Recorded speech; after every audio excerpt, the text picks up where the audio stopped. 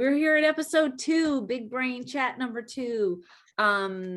This will be fun because I'm excited. There's so many times when we're meeting and I have so many questions about, how you guys did things or how you came to the decisions that you've made and how you've gotten as far as you've gotten and things like that. So I'm excited tonight that we are going to pick Mikaela's brain and hear about her journey to where are you now in second year of vet school? Third year. You're in your third year. Oh, that's right, because you're a junior. Yes, yes, that's right. Again. Yeah, what questions do you all have? Where can I start? How about whatever made you decide to want to be a vet anyway? Oh yeah, that's a good place to start. Like what was that moment in your life when you were like, you know what, this is the thing for me? Yeah, I don't think there actually was a clear moment for me. I've always been obsessed with horses and animals, but especially horses. And I got Onyx, my first horse, when I was 10 years old, and she got really hurt. And my parents are always really good about making sure that we have independence. And I know like a 10-year-old having independence is kind of hard to wrap your head around, but my mom was good. She was like, this is a part of ownership of an animal. So you have to call the veterinarians and you have to talk with them about what all this is going to entail. And I'm here to support you, but we have to have a plan. So I called these vets and I remember calling a lot, like over 5 in the area, and everyone told me it wasn't worth trying to save her and she was going to die anyways. And I was 10. I was like, nah, she's not that bad. Now that I know more, she was that bad. But I kept going at it, and I found one veterinarian who was willing to take care of her and do her therapies. And then of course I brought up the thing because my parents are money savvy, and they were like, well, you have to figure out a way to make this cost effective too.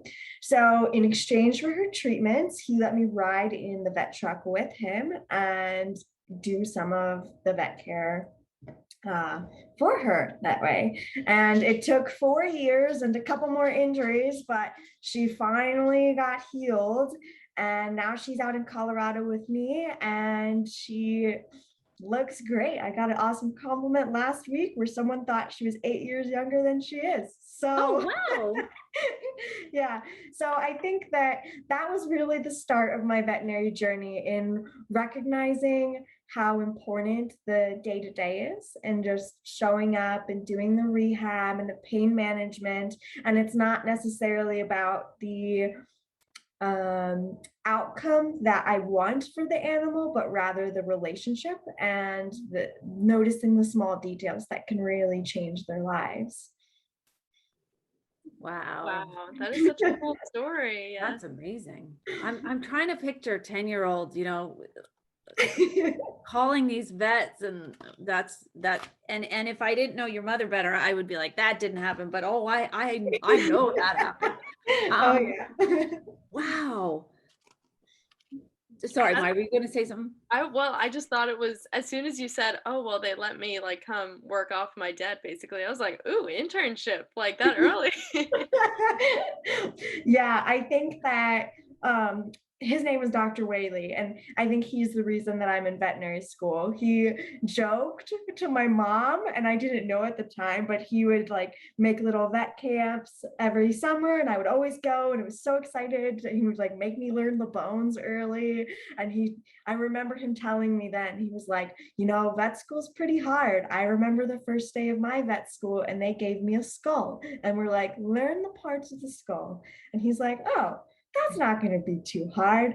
Skull, mandible, there's some teeth, not too many parts. And they give him a list full of 800 different holes and ridges and stuff that he has to learn.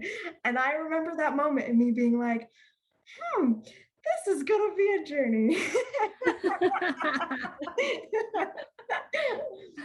Oh my gosh, that is amazing. Yeah. So did you all right, so this sounds like it was, like by the time you started high school, it sounds like this was pretty much your plan, and you were pretty secure and that like this was where you were going. Did you then take a particular like path in high school that like set you up for this, or did you just take a regular high school curriculum? Like, how did you start to map your journey? Um, like I said, my parents were very keen on being money wise. So I actually applied to the Union County Early College program in 8th grade and started my college education there. And their program is structured such that you take no electives, and your electives are instead college courses. So you graduate with your high school diploma and your associate's degree for free. And that was a huge draw to me because I knew that I wanted to continue doing school for a graduate degree program, and I wanted to make sure that I had the finances to sustain all of this education that I wanted to pursue. So I think that's a big path that I took. And then I was very keen as well that I wanted to develop leadership skills. I wanted to have a robust application when I was applying to colleges, as well as start to build those skills for when I was in undergrad, so that I would prove that I was capable of leading a team when I was applying to veterinary school. So I started doing like National Honor Society. There were some other clubs, but to be honest, I don't know if that was the best path. I don't think that that was all genuine as much as it was me recognizing that I needed certain skills and certain things on an application in order to help me get somewhere. And hindsight's always 2020, so I learned to do less of that now. But regardless, it got me where I am today. I mean, in fairness, when you are in high school, like whatever you can do to set yourself apart. I think once you're in university, there are so many other things that you can do to set yourself apart. And it is a little bit easier, I feel like, once you get that foot in the door, when you're like moving on to apply to graduate school. But I understand, like, I was in so many honor societies and things that I didn't love, but like felt like it was for my future, which is like fair. Yeah. But so you entered in your undergraduate with an associate's degree already. Did that help you to then choose to go out of state, like as far as tuition goes? Yeah, because I feel like that would probably alleviate that, like, I don't know, decision. If you knew you really wanted to go to like Colorado, you'd be like, Yeah. oh, well, at least I'll save some money. That's what I was wondering. It was like, did that start to like not tick off some of these gen eds? Yeah. And Yeah, okay. it took a lot of my gen ed requirements were already satisfied in like my basic bio. I came in with basic chem, all of the intro level courses I came in with. So that was great. And yeah, I did know that I wanted to go out of state. I don't think I really planned for that as much as I was a little bit of an angsty teenager. And I was just like, off of North Carolina, anywhere but. So when I was applying to colleges, I applied anywhere but in state. I think my mom made me apply to NC State. And so I did it to appease her. She made me make a pro-con list of out of state versus in state, and justifying the things that I've done to make out of state possible, one of that being the associate's degree. So I think it did help, but I don't think that at that time in my life, I really made that connection. Mm-hmm. Got it. That's amazing. And then you finished undergrad in less than 4 years, right? Actually, I did not, because I met a mentor my very first summer after freshman year, and I was talking to him, and he graduated from his 4-year institution in 2 years, and then he started veterinary school. And I got really close with him, and I was like, yes, this is my path. And when we were talking, he really made me recognize the value in taking some things slower and not necessarily needing to be the youngest and the fastest and the most high achieving. And so he gave me a little bit of a different perspective. I graduated undergrad in 3 years, which I felt like was a happy medium. So instead of 4, but then I took almost a full year off. I think I had like 1 credit left, and then I graduated in a December. So it was technically 3.5 years, but that last semester is kind of negligible in my brain. So I did that very deliberately though, because I worked a lot in high school through caring for my horse Onyx and working at the veterinary clinics and all the honor societies. I graduated valedictorian. So I was very, very high achieving, but overly busy in high school. So when I got to university, I really wanted to be sure that I figured me out before I added the layer of trying to be a doctor and advise people on medical decisions. Does that answer that question?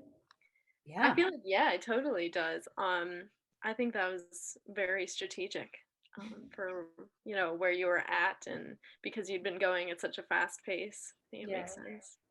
Yeah, I feel like kids are so driven these days, and like they just take on so much more, whether it's all those honor societies and clubs and working and sports, that yeah, I think the risk of burnout is probably pretty high. So I love this. I also love the idea of kind of slowing down your journey a little bit and just really enjoying the journey and not just, again, trying to like check the boxes.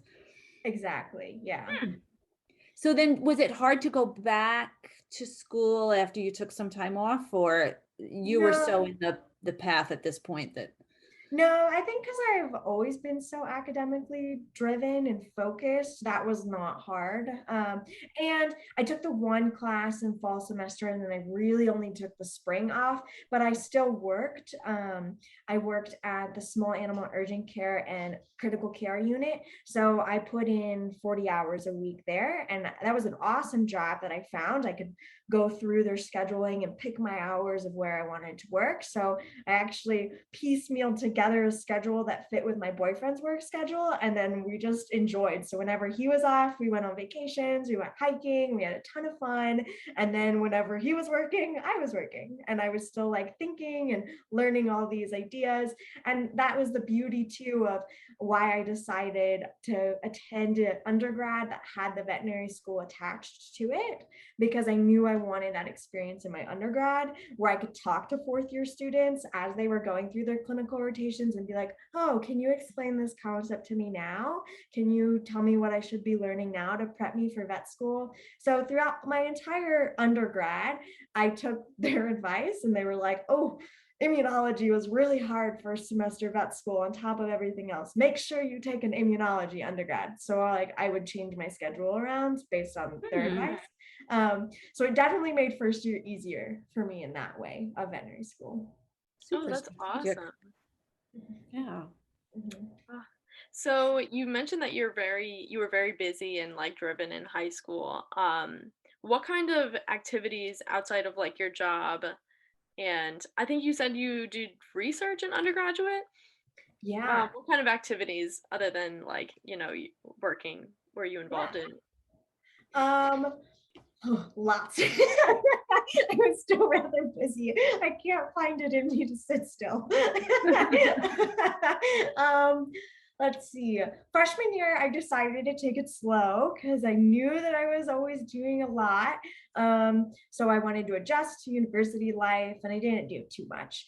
But I was a part of the honors program, so there were some like extracurricular events, and they had like these fireside chats that you could attend, so you could talk to faculty in small group sessions and pick their brains. So I did a lot of those. Then second year, I applied to be an RA. So I RA'd that entire year. And that was probably one of the best years of my life. And it really pushed me to grow in my communication skills as well as like caring for people, because I like cared for people, but I was always so animal centric. Being an RA was a great, wonderful experience, and it's given me some of my lifelong best friends, like I still hang out with to this day.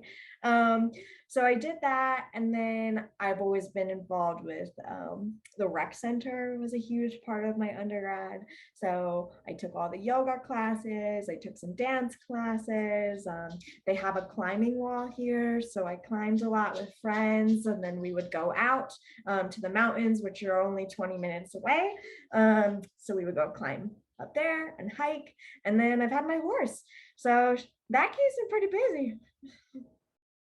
Yeah, sounds like it. Okay. But it sounds like you made the most of it. Oh, Um, I would want to talk about my research experience too. oh yeah, Um, go ahead. Tell us what you worked on, what kind of projects, what was your day-to-day like, all that stuff. Yeah, so I've always been inexplicitly drawn to research, and I applied for my summer after freshman year to join the lab, and I worked there the whole summer. And I quickly realized that that lab was not the culture or learning environment that was really well suited to me. So I stopped researching, and I was like, I don't want to be a researcher anyways. I just want to be a clinician. So I'm just going to focus on that. And then I spent the next year not really thinking about research, but still kind of having it in the back of my brain, um, of just something I've been curious about. And then my mom, in her way, likes to talk to everyone. And she was at Christopher's concert, my brother, and she met a guy in this audience who was sitting next to her, and he was a pathologist, and he knew a pathologist at CSU who was looking for an undergrad to join their lab and get exposure. So through that connection, and I pen palled him for the next year, I found Dr. McNeil, and we worked on rhabdomyosarcoma research in mouse models to test oclactinib, otherwise known as Apoquil. It's like an allergy medicine for dogs, to see if it can slow the progression or change the tumor efficacy. And that worked out really well for me because I also had an honors research project that I had to figure out what to do by senior year. And Dr. McNeil was so nice to counsel me through all of that. So I worked with her for a while, and that was a great lab experience. She taught me a lot. I got to do data analysis. I got to run projects myself. And I was really excited about research, and I loved everything that I learned, but it still didn't really fit with exactly my life goals of what I envision research to look like for me. So I've eventually faded out, and now I'm in veterinary school, and I happen to find just good talking and networking, found a different lab where we researched chiropractic care in horses for the last 2 summers to see whether or not it affects lameness, which lameness is like limping in horses. So that is definitely much more my style, and my research has been a process to find one that really suits me. But I think that that's important to know too. Like, research is ever changing, and one lab might fit you, the people might fit you, or maybe the topic isn't exactly what you want. And that's kind of the beauty of it. No, exactly. And like all groups are so different and there are so many different like types of research going on. I'm even more like in the like research like with test tubes and stuff like that. And Uh-huh. yeah, it can be totally different, based on what you're interested in or what the group's focus is, and culture can be super different. So Yeah. do not be afraid, listeners, to try new labs or try different things and reach out because you Yeah. never know what you could find. You could find the perfect fit. So, Yeah, and I mean, even speaking to that, I was not expecting any of these research experiences to be more than just a volunteer and exposure to me. But all of my research experiences, I've brought up the question of, well, can I get paid for my hours? And every single lab experience, they have all paid me. So, wow, that's awesome.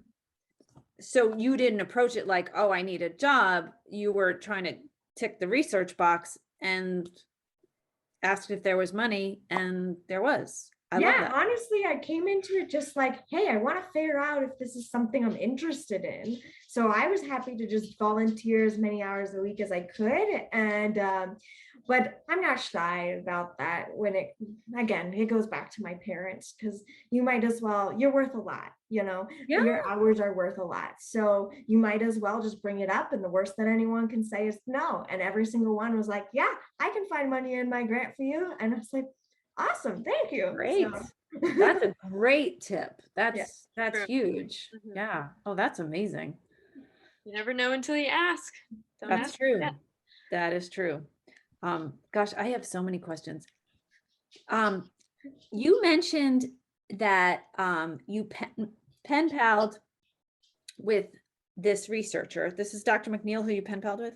Her friend was Okay. the one my mom met from Christopher's conference, and Oh, I okay, pen got it. palled with the one that my mom met. So, what I love about that is I think that one of the most important things that kids can do when they get to college, and probably in high school too, but is to find an adult somewhere on campus that they make a connection with, and then that adult can be their advocate, can kind of mentor them, can, just help them through some of the hurdles. And I think that can Yeah. make a really big difference in one's success. So I love this idea that like you worked at creating a relationship that then, got you that much closer to your goals. And I guess this question is really for both of you. Like, so a kid arrives at a college campus, how do they start to find that person who, they will click with? And, do you just go to a lot of office hours of your favorite teacher, or Mhm. I don't know. And do you think that there's something worthwhile in that, or am I just crazy and Yeah. I've been out of college too long? Yeah, I think there is value to it, but I think my most meaningful relationships have come through when I didn't necessarily search them out. I was just open to it. And similar to our speaker last week, how she said that she tried to approach everything like she wasn't going to close a door. And I think that's how I viewed most relationships with people who had a lifestyle, something that I was interested in, or had knowledge that I was just curious and picking their brain. I've tried to just be very honest of, hey, these are kind of what I'm interested in. I don't really know anything and I don't really know where I fit in the world. Can I just pick your brain and follow you around? And I feel like most people are super excited and happy to share something they're passionate about with you. But honestly, one of the most meaningful relationships that I found was with one of my co-RAs, and he has attended university and has several degrees now. He just keeps coming back. And I was really curious as to why. And what I loved about that relationship that he afforded me was he was just a very curious, accepting person and let me be me and didn't have any expectation on where I needed to be to grow to meet any standards. For example, I was questioning religion heavily when I came to undergrad, and he happened to go to the library with me and just be like, well, let's pull every single book off the shelf about religion in general. And then we would have occasional book clubs where he wouldn't like offer his opinion unless I asked for it, but just offered me that space to externally process and really figure out where I fit in this world. And so I've always taken that relationship and compared mentors to that, because that was one where I truly felt like I've grown the most in the most authentic way. Wow, that's awesome. Mhm. Yeah, that is really awesome. I feel Other like questions? in my experience with like just making the relationships with like older people who aren't necessarily like your peer, is yeah, like meeting with them on a whatever office hour basis, or even like if you're just curious about a topic or have a question, like meeting with them on a person or a professional like level first, just to like introduce yourself, and then you can totally inquire, and like you'll see the even if you're like nervous to get personal with them, they usually open right up and they're super excited to talk to you. Yeah, in my experience anyway. Sometimes that's not really the case, and that's just person by person basis, but don't be discouraged. Oh, um, yeah. And I think that my current mentor, I approached her freshman year of veterinary school and was like, you are doing what I want to do one day. And she was like, I would love to mentor you, but I don't have the time. And I didn't take that personally. And I worked with her this entire last summer on our research project, and now she's caring for my personal horse with me and teaching me through her. So I think too, like, don't get offended if they don't have time for you right now. They're very busy. They have lives outside of university too. And just like keep being honest and say, hey, I'm still interested in this relationship. Do you have time yet? Because like, I would love to get to know you better and pick your brain. And I think that they want to share genuinely. It's just sometimes life is going on and it's too much. Right. And the timing just isn't right. Yeah. Yeah. Oh, I love that. I don't want to jump in with questions, Maya, if you have questions. No, you're all good. So I'm curious. Again, I have a million questions, but I feel like I don't want to. I want to sort of stick to where we've been chatting. So what's like the next step for you? So you mentioned you're in your third year. What happens next? Well, first step is clinical experience. So I'm rotating around the hospital, and every week that changes. You essentially get a new job every single week, and you learn that. Oh, wow. Yeah, so my immediate next step is figuring out what it's like to navigate that, because I do know that that's going to be a lot. And when does that start? That starts in May. Oh, okay.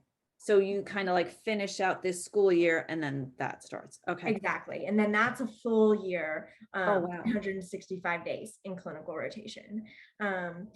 So that one's going to be a journey for sure, but I'm excited for it. Here in third year right now, we're starting to do rotations. So every morning we have a rotation, but the afternoons are still our didactic learning lecture, and we have no real responsibility yet.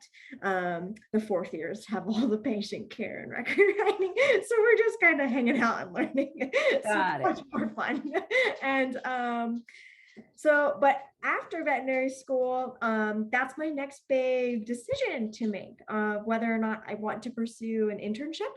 So in human medicine, human medical doctors like pick a trade, if you will, like you have your OB or you have your family care. So they go through a mandatory internship and then a residency based on whatever their interest is in. But that's where veterinarians are unique. Veterinarians are licensed to practice on every single species at the end of their 4 years. So me in a year, I'll be licensed to practice on everything and do everything. Anesthesiologist, dentistry, everything. Where that industry is changing is we're recognizing the need for specialists to really hone in and know something rather than be the jack of all trades and then refer out when you can't handle that case. So I don't know yet. I'm going to take this next year to figure out what species I really like and if there's certain skills that I have that would better suit me to potentially pursuing an internship and residency. But that's not something that's necessary for a veterinarian. That's so interesting. It sounds really exciting, though. It is exciting. Sounds like it's a good option either way. It is also stressful. Oh yeah, totally.